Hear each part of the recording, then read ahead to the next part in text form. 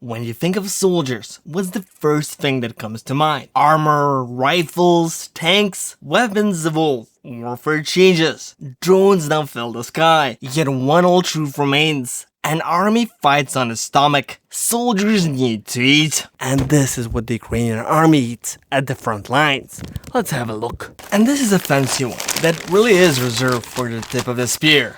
They are hermetically sealed, and the material itself is rather tough. You'll actually need a knife if you want to open one of these. What I really like is that inside the main bag, everything is already packaged into separate meal kits. Snidanek for breakfast, obid for lunch, and večerya for dinner. And these are the heat packs. I love the smell of napalm in the morning. And coffee.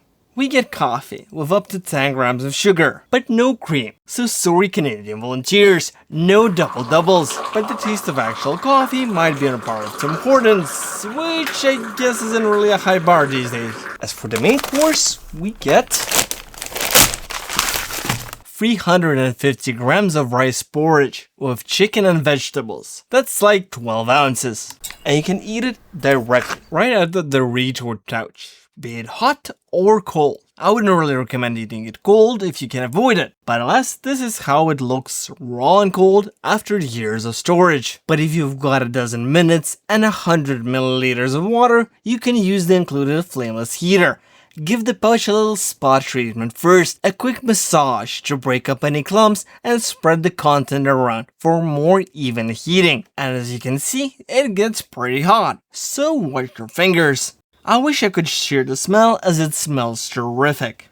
And there's like so much meat. Here's everything that you'll find in your breakfast pouch. For snacking, we get some hardtack, chocolate, and raisins. Oh, and a piece of chewing gum too. And for dinner, instead of coffee, we get tea and a pack of cherry jam. You can put it on the, I don't know, right? It's not crackers, sukhariki, or the hardtack. Usually these taste like paper.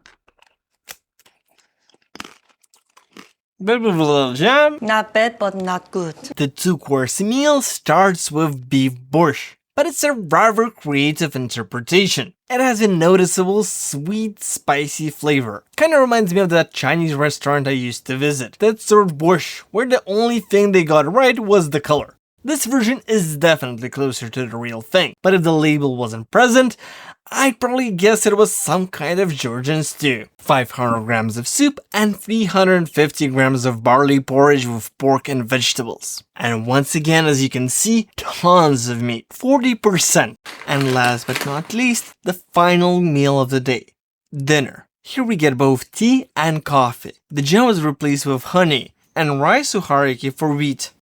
All of the free meals come with a plastic spoon, a regular dry and a wet napkin, as well as chewing gum and these hardtacks. We get 200 grams of canned beef, which you really want to heat up. Otherwise, yeah, you'll have fat stuck all over the package. If you don't have the time or water to heat it up, you can always put it under the bulletproof vest to melt the fat. And this is how it looks if you did heat it up. It's very high quality, but extremely salty.